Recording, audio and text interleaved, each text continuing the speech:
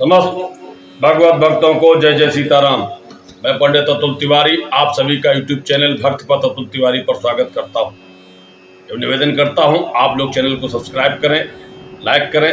यहाँ पर उपस्थित श्री राम जी की कथाएं हैं, उनका श्रवण करें, अन्य लोगों को शेयर करें, जिससे कथाओं का लाभ समस्त जगत को प्राप्त हो सके। पिछली कथा जो हमारी चल रही थी उसमें भगवान शंकर ने वीरभद्र को दक्ष के यज्ञ में भेजा। वीरभद्र ने दक्ष के यज्ञ का विध्वंस कर दिया और जब विध्वंस कर दिया उनके सिर को काट डाला। देवताओं ने, ब्रह्मा जी ने भगवान विष्णु सहित प्रार्थना की, भगवान आप यज्ञशाला में चले, हाँ आपका भाग निश्चित है और दक्ष को जीवित करें, क्योंकि उनके बिना अब यज्ञ कैसे पूर्ण होगा। भगवान आए हैं और उन्होंने दयालु है, दक्ष को जीवित कर दिया। और जब दक्ष जीवित हो गए तो दक्ष ने उनका मल जाता रहा, उनके हृदय में जो अज्ञान था अब नष्ट हो गया, क्योंकि जो जिस सिर में अभिमान था वह सिर अब नष्ट हो गया। अब सिर कौन सा है? सिर बकरे का। अभिमान कहाँ होता है? अभिमान शरीर के किसी और अंग में नहीं होता, अभिमान इस सिर में ही आता है। यह सिर ही तो अभिमान का प्रतीक है और जब यह अभिमान से भर जाता है तो अवश्य अभिमान रूपी सिर कट ही जाना चाहिए। और वह भी वह सिर जो महादेव और भगवान श्री हरि की निंदा करे। हरे हरे निंदा सुने जो कान्हा, होए पाप गोघात समाना। देखिए ये जिभ्या जो जिभ्या श्री हरि और हरि की निंदा कर रही है उस जिभ्या का कट जाना ही श्रेष्ठ है। जो कान श्री हरि और हरि की निंदा सुन रहे हो उन कानों का बहरा हो जाना ही श्रेष्ठ है। जो आंखें भगवान की निंदा रूपी कृत्य को देख रही है वह आंखें अंधी ही हो जाए, यही श्रेष्ठ है। यही हुआ, वह सिर कट गया और जब वह अज्ञान रूपी सिर जब कटा तो दक्ष क्या कहते हैं? तम ना काम जानाते विष्णुर्ना ना कमल रोहो योग विद्यु मुखा एवं दुर्गम रूपम कथमत कुमत ज्ञातुमेवाश्य योगा। वही दक्ष आज कहने लगे, हे महादेव, हे शंकर, हे शिव, आपको तत्वता ना तो विष्णु जानते, न ब्रह्मा, ना योग विद्योग मुख्या, न मुख योगी गण ही आपको तत्वता जान पाते हैं। अतः मैं दुर्बुद्ध एवं दुर्गम रूपम, हे शिव मैं दुर्बुद्धि आपको कैसे जान सकता था? आपके उस दुर्गम स्वरूप को मैं कैसे जान सकता था? तम सर्वेषां च बुद्धत मतिवशगा सर्वे एवे लोका स्तोके मेवापराधस्थो मतवश्यात् में ते निंदने। आप ही सबके बुद्धि तत्व हैं, आपकी इच्छा के अधीन ये सभी लोग, आपकी इच्छा के वशीभूत मेरे द्वारा आपकी निंदा करने से फिर मेरा अपराध कैसे हो गया, जब सब कुछ आपकी इच्छा से ही होता है। प्रभु हे शंकर, मैं आपकी निंदा कर रहा था, यह तो आप ही करवा रहे थे। देखो कितनी बड़ी बात ज्ञान से भरी हुई। दक्ष कहते हैं ये संसार में जो भी व्यक्ति जो कुछ करता है वो सब आपकी इच्छा के अनुसार ही करता है ना, तो प्रभु मैं अपराधी कैसे हो गया? मैंने अपराध नहीं किया, प्रभु मुझे क्षमा कर दो। ये तो आपने मेरी बुद्धि को ऐसा कर दिया था। तम शुद्धा परमः परात्परतरो ब्रह्मादि देवार्चितः। आप शुद्ध परात्पर तत्व हैं जो ब्रह्मा आदि देवों द्वारा अर्चित है, पूजित है। किम ते अहम चरितम वदामि परमम किम मारू स्वरूपम तो। मैं आपके महान चरित्र तथा स्वरूप का आप वर्णन कैसे करूं? मैं आपकी शरण में आया हुआ हूं। हे शिव, दासो अहम शरणागतम पद द्वंद्वम बिना का गति। प्रभु, आपके चरण युगलों को छोड़ करके मेरे लिए दूसरा अवलंब ही क्या है? अवलंब न हो कुछ और मेरा कोई और सहारा नहीं, ना है, ना अब मैं चाहता हूं कोई और हो। अभी तक मैं जो दूसरे चरणों का सहारा लिए था, प्रभु नहीं, आपके चरणों का ही सहारा हो। शंभो तन्मे अपराधम क्षमस निज गुणे स्वाहा पापाळवान माम। शंभो, मेरे उस अपराध को आप क्षमा कीजिए, अपने कृपा गुणों से पाप रूपी सागर से मेरा उद्धार कर दीजिए। पशुपते, आप परमेश्वर हैं। इस प्रकार से दक्ष ने बड़ी सुंदर स्तुति है और दक्ष ने स्तुति की है। भगवान प्रसन्न हो जाते हैं। उधर देवी ने अपने जो छाया शरीर को जला दिया था, तो उस शरीर की अब उन देवी की त्रिदेवों ने स्तुति की है। देवी ने वरदान दिया, मैं शंकर को पुनः पार्वती रूप में प्राप्त होंगी। और फिर इसके बाद भगवान यज्ञशाला में गए हैं, भगवान शिव, और यज्ञशाला में जब उन्होंने देखा, आहा, माता सती का वह शरीर जब देखा भगवान ने, तो शरीर को देखते ही भगवान व्याकुल हो गए। यज्ञशाला में प्रवेश करके उन्होंने सती के छाया शरीर को जब देखा, वह देदीप्यमान था, वह शरीर भूमि पर स्थित था, नेत्र मुदे हुए थे एवं सभी अंगों से भरपूर थे। तथा शिवा समागत पुनर्दक्षालये मुने। जब भगवान वहां पहुंचे तो कैसे दिखते हैं? प्रिय सती सतीत्वेवं रुरोध प्राकतो यथा।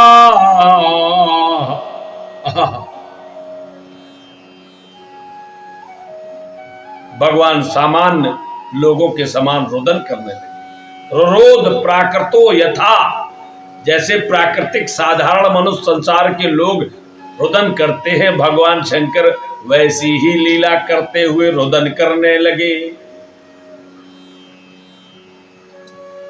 और जब उन्होंने शरीर को देखा तो सती की छाया को सहज भाव में सोई हुई सी देखकर शोक से व्याकुल हृदय होकर शिव जी इस प्रकार कहने लगे, हे सती, देखो, उठो, मैं तुम्हारा पति तुम्हारे पास आया हूं, तुम उठो। तुम पहले की बात मुझसे वार्तालाप क्यों नहीं करती थी? इस समय जिस प्रकार से पहले वार्तालाप करती थी, अब क्यों नहीं कर रही हो? हे सती, उठो। शोक सप्तम हृदया प्राहेदम वचनम शिवा सती ते अहम पति समीपमुपगता उत्तिष्ठ तम पूर्वन्मा कथम न परभाखसे। उठो सती, पहले की भांत मुझसे वार्तालाप करो। कृतागसम मा दक्षम चाक्षिप्त्या शोक महाळवे। अपराधी मुझे एवं दक्ष को शोक के महासमुद्र में गिराकर अपनी माया से हमें मोहित करती हुई तुम स्वयं अंतर्ध्यान हो गई। अब इस श्लोक का विशेष महत्व है। भगवान कहते हैं, कृतागसम मा दक्षम च क्षिप्त्वा शोक महाळवे। अपराधी मैं और दक्ष। देखो, भगवान शंकर ने स्वयं भी कहा कि मैं भी तुम्हारा अपराधी हूं सती। मैंने तुम्हें जाने के लिए मना किया था ना, तो तुम इतनी क्रोधित हो गई। हाँ, मैंने अपराध किया जो तुम्हें मना किया, मना नहीं करना चाहिए था।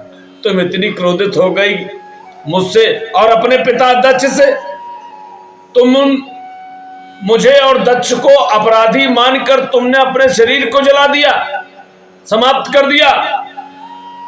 अब शोक के महासमुद्र में गिराकर तुम कहां चली गई?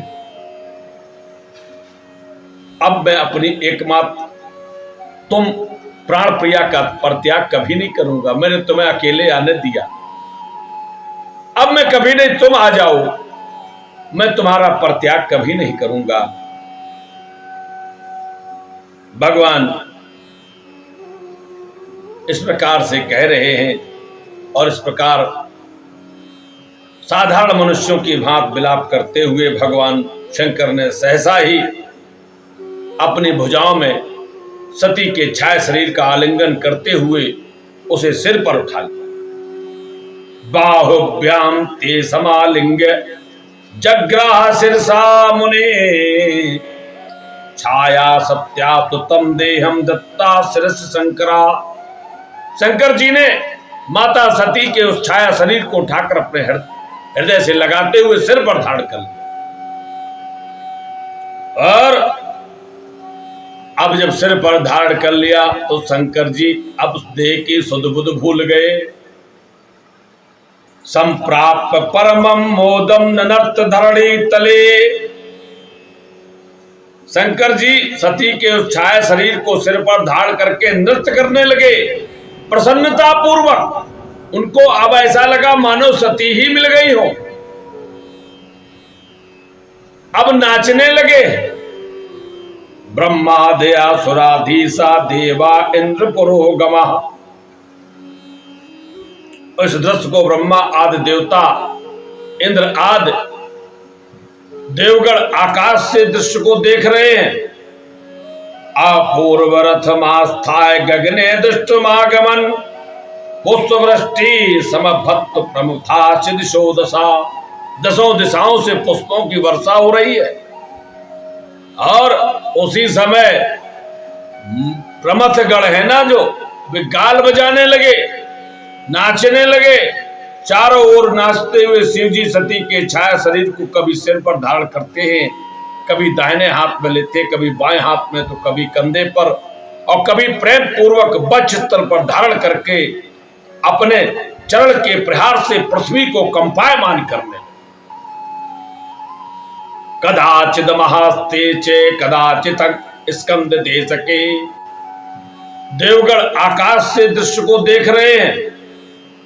अपूर्व रथमास्थाय गगने दृष्टुमागमन पुष्पवृष्टि समभक्त प्रमुथा सिदिशो दशा। दसों दिशाओं से पुष्पों की वर्षा हो रही है।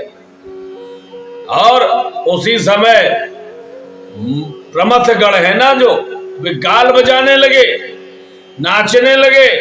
चारों ओर नाचते हुए शिव जी सती के छाया शरीर को कभी सिर पर धारण करते हैं, कभी दाहिने हाथ में लेते, कभी बाएं हाथ में, तो कभी कंधे पर, और कभी प्रेम पूर्वक वक्ष स्थल पर धारण करके अपने चरण के प्रहार से पृथ्वी को कंपायमान करने। कदाचित महास्ते चे कदाचित स्कंद दे सके। कदाचित अच्छस्य प्रीत्या परिणतन सदाशिवा नरर्त चरणाघाते कंपेन धरती तलम। भगवान के जब वो नृत्य कर रहे हैं भगवान शिव, तो भगवान के चरण प्रहार से पृथ्वी कंपायमान हो उठी। चंद्रलोक स्थित चंद्रश्चो ललाटे तिलको भवत। चंद्रलोक में स्थित चंद्रमा उनके ललाट में तिलक के समान सुशोभित होने लगा।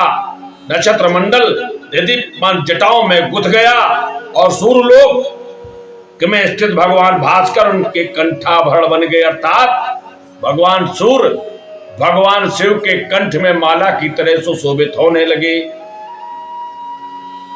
महामुने कच्छप और शेषनाग उनके चरण घातों से पीड़ित होकर इस धरती को छोड़ने के लिए उद्यत हो गए। कूर्मानंतो पीड़ितो ताम दर्डीम त्यक्त मुद्दतौ। नत्य वेग प्रविद्येन वायुना चय महीधरा। तो ये जो कच्छप और शेष जी जो पृथ्वी को धारण करने वाले हैं, ये तो इतने घबरा गए कि ये सोचने लगे पृथ्वी का हम धारण नहीं कर पाएंगे, छोड़ देंगे, क्योंकि भगवान के चरण के प्रहार से इतना वेग, इतना भार हो रहा था। प्रचंड वायु बहने लगी, सुमेर पर्वत वृक्षों के समान कांपने लगे, बड़े बड़े पर्वत कांप रहे हैं। चराचर जगत को क्षुब्ध करते हुए सती के छाया शरीर को सिर पर धारण किए हुए नटराज, यही भगवान ने नटराज स्वरूप धारण किया था। जिन भगवान शंकर के हम नटराज स्वरूप की आराधना करते हैं, ये वही स्वरूप है। जो संपूर्ण पृथ्वी पर घूमते रहे और सोचने लगे, हे सती तुम मेरी पत्नी हो। इसीलिए मैं, देखिए क्या सोच रहे हैं भगवान, सती तुम मम भार्येत लोक लज्जाम प्रत्यजन मूर्धना बहम ते छायाम भाग्यम मम महत्तरम। भगवान शिव सोचते तुम मेरी पत्नी हो, इसलिए मैं लोक लाज छोड़कर तुम्हारी छाया को सिर पर ढो रहा हूं, ये मेरा अहोभाग्य है। ये प्रेम की पराकाष्ठा है। और इसीलिए कहा ये राम जी और शिव एक ही हैं, एक ही जैसी लीला भी करते हैं। हरि हर एक हैं दोनों, न ये कम है न वो कम है। हरि हर एक हैं दोनों, न ये कम है न वो कम है। रमा की बात वो माने, उमा की बात ये माने। नारी सम्मान करने में न ये कम है न वो कम है। भगवान श्री राम जी ने माता सीता के लिए लोक लज्जा का परित्याग करते हुए वन वन में, हे खगमर्ग हे मधुकर श्रेणी, तुम देखी सीता मृगनैनी, और वो विलाप किया था कि पशु पक्षी भी भगवान के विलाप को सुनकर व्याकुल हो गए थे। और भगवान ने कहा था केवल रावण सीता को तुम वापस कर दो, मैं लंका का विध्वंस नहीं करूंगा, परंतु सीता के लिए मैं त्रिलोकी का विध्वंस कर सकता हूं। और आज भगवान शंकर यही कह रहे हैं, हे सती तुम मेरी पत्नी हो, मैं लोक लज्जा का परित्याग करके तुम्हारे इस छाया शरीर को सिर पर ढो रहा हूं, यह मेरा अहोभाग्य है, सौभाग्य है। ये भगवान का नारी के प्रति सम्मान है। इस प्रकार अपने भाग्य की सराहना करते हुए भगवान शिव पुनः नृत्य करने लगे। सारा संसार क्षुब्ध हो गया, पक्षीगण मृतक के समान हो गए, सभी अकाल प्रलय की कल्पना करने लगे। ब्रह्मा जी की आज्ञा से ऋषिगण स्वस्थ वाचन करने लगे, किसी प्रकार से भगवान शांत हो जाए, और विचार करने लगे ये जगत संहारक रुद्र कैसे शांत होंगे। क्या आज ही अब प्रलय का समय आ गया है। ब्रह्मा जी विचार करने लगे क्या मेरी गणना विफल हो गई, क्या प्रलय का समय अभी आ गया है। मेरी गणना तो ऐसा नहीं कहती है, पर जिस प्रकार से रुद्र अपना संहारक रूप धारण किए हुए हैं, ये रुद्र अवश्य समस्त जगत को आज प्रलय में लीन कर देंगे। अब ये शांत कैसे होंगे, इस चिंता में भगवान ब्रह्मा जी हैं। तो भगवान विष्णु बोले, अब देखिए भगवान विष्णु आते हैं। भगवान विष्णु कहते हैं अवश्य मेरे पास एक उपाय है, मैं महादेवी का शरीर अपने सुदर्शन चक्र से काटूंगा, अवश्य ही महादेव शांत हो जाएंगे। जब तक यह छाया शरीर इनके साथ रहेगा, महादेव को शांत करना मुश्किल है।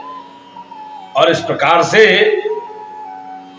ब्रह्मा जी ने देवी की आराधना की देवी मुझे आज्ञा दे जिससे मैं आपके शरीर को खंड खंड कर सकूं। देवी ने आज्ञा दी, अवश्य तुम ऐसा करो। और भगवान श्री विष्णु ने सुदर्शन चक्र से माता सती के शरीर के टुकड़े गिराने शुरू कर दिए।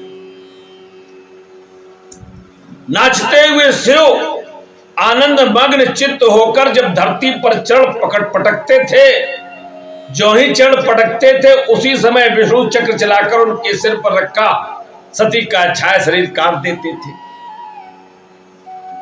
ततो विष्णु महाबाहुर जगता पर पालिका छाया सत्या शरीरम च पातयामास खंडसा नृत्य मानो यदा शंभो चिपते चरणो भुवि तदेव प्राच्य चक्रम छाया देहम चकर्तसा।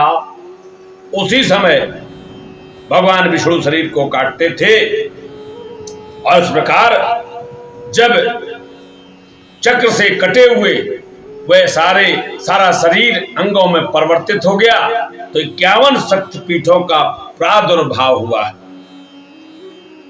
जहां पे स्नान करना हो, दान करना हो, आराधना कोटि गुना फल देती है, वहां जप करने वाले मनुष्य को साक्षात देवी के दर्शन होते हैं। ये हमारी शक्तिपीठों की महत्ता है।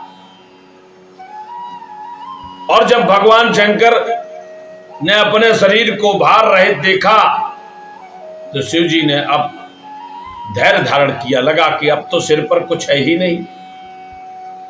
नृत्य करते हुए भगवान शंकर को ऐसा आभास हुआ कि मेरे शरीर पर जो शरीर का भार था अब तो है ही नहीं। भगवान को धैर्य हुआ है, समस्त सृष्टि को उन्होंने व्याकुल देखा है। उसी समय भगवान विष्णु ने ब्रह्मा पुत्र नारद को भगवान शिव के पास भेजा है। नारद जी ही एकमात्र ऐसे हैं जो भगवान के पास क्रोध के समय भी जा सकते। नारद जी क्रोधित रोष में भरे हुए ऐसे भगवान शिव के पास गए हैं। नारद जी ने जाकर भगवान से कहा है, प्रभु आप यह क्या कर रहे हो? हे शंभो, आप शांत चित्त हो जाएं। भव शांत मना शंभो सतीम लप्यस्य सर्वथा अस्तीयुते सतीन त्यागच्छन्ति च व्यायसा। हे शंभो, आप शांत चित्त हो, सती आपको पुनः प्राप्त होंगी। सती तो आपकी नित्य सहचरी है। परमेश्वर आपको आकाश में जाते हुए देखकर भी क्या आपको विश्वास नहीं हुआ जब वे आकाश में गई थी? शंभो, आप अकाल प्रलय न करें। दुष्टाप प्रत्यो नेव जाता किम परमेश्वरा अकाले प्रलयम नैव कुरु शंभो स्थिरो भव। प्रभु शंभो, आप स्थिर चित्त हो जाएं। शिव जी कहते हैं, अभी भी शिव जी शांत नहीं है।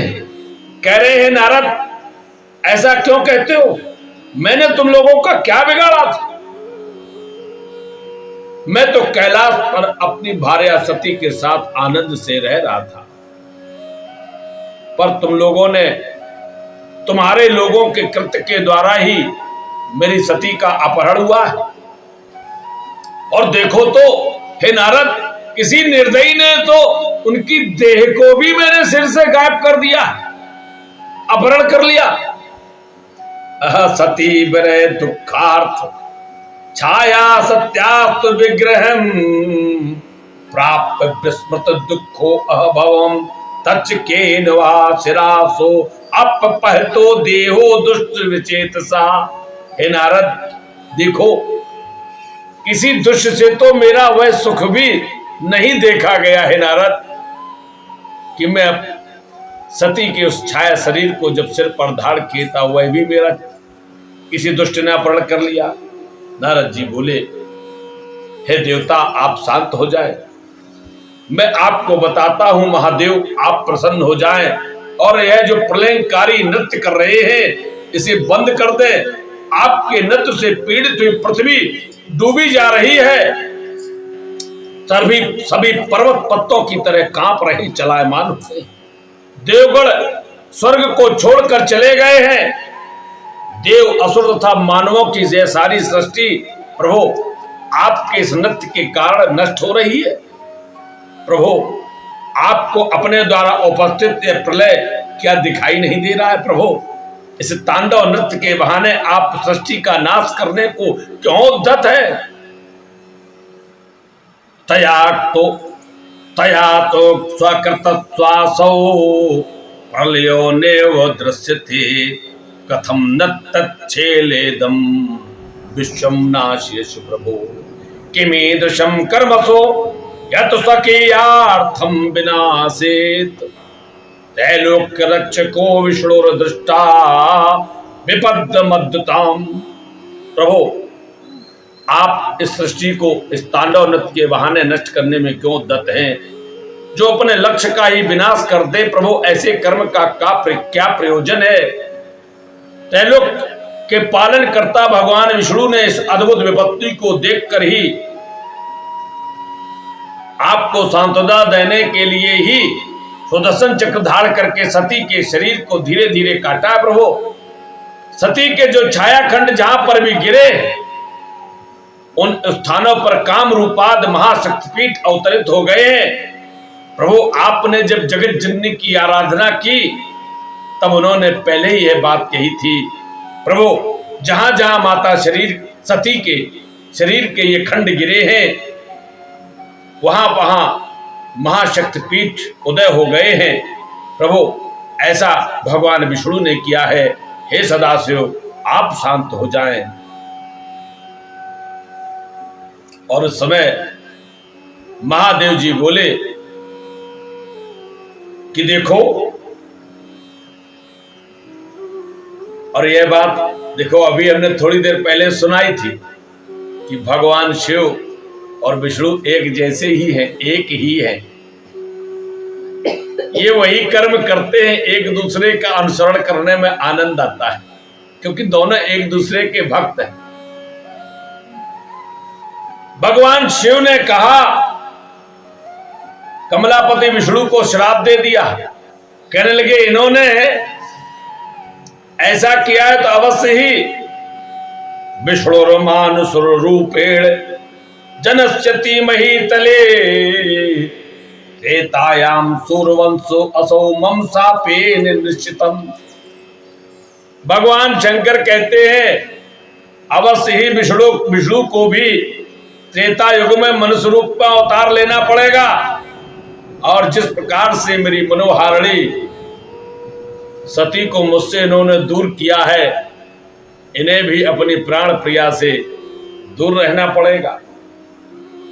तत्रारम्यम्यां तपत्नी सतीव प्राण बल्लभा छायां संस्थाप्य संजक्त्वा मायान्तार्तिहिताशयम्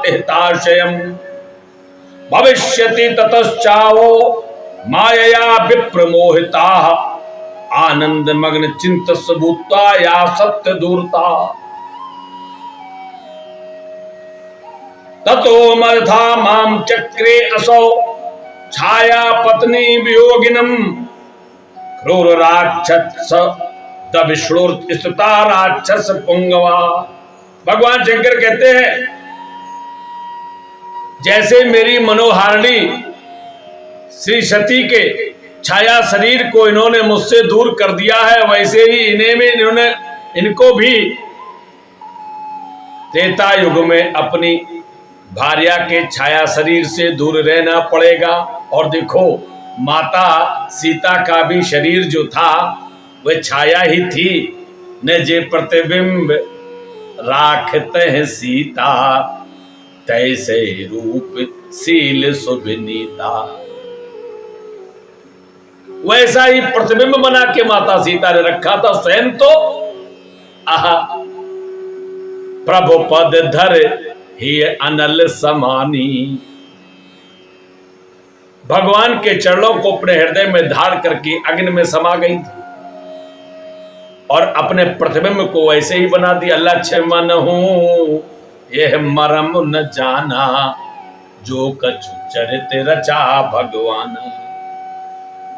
ऐसा सुंदर वर्णन जब हमें प्राप्त हुआ, भगवान शंकर कहते वैसे ही राक्षस राज कठोरता पूर्वक विष्णु की छाया पत्नी का हरण करके वियोगी बनाएगा, क्योंकि इन विष्णु ने ही इन्हें दया नहीं आई। मैं तो अपनी सती की छाया शरीर के साथ नृत्य कर रहा था, आनंद मग्न था। मेरे इस आनंद को इन्हें क्रूरता पूर्वक कार्य करके इन्होंने नष्ट कर दिया। इन्हें भी ऐसा ही होना पड़ेगा, यह मेरा वचन सत्य है। अशोक संतप्त हृदयासा यथा हम भविष्यति। भगवान शंकर कहते हैं विष्णु मेरी ही भांत अवश्य ही शोक से व्याकुल हो जाएंगे। और इसके बाद यह भी भगवान की ही माया थी, भगवान विष्णु की ही माया थी। विष्णु को जो ही भगवान ने श्राप दिया, वैसे ही उनका मन स्वस्थ चित्त हो गया और अपने तीनों नेत्रों को फैलाकर उन्होंने त्रिलोकी को देखा। और आगे की कथा भगवान शंकर यहाँ पर और क्या लीला करते हैं, माता सती का आगे का और क्या चरित्र है, उन्होंने किस प्रकार से पार्वती जी के रूप में जन्म लिया, फिर किस प्रकार से उन्होंने हिमाचल राज्य के यहाँ लीलाएं की, अगली कथा में आप सभी को पुनः सुनाऊंगा। तब तक के लिए जय जय सीताराम।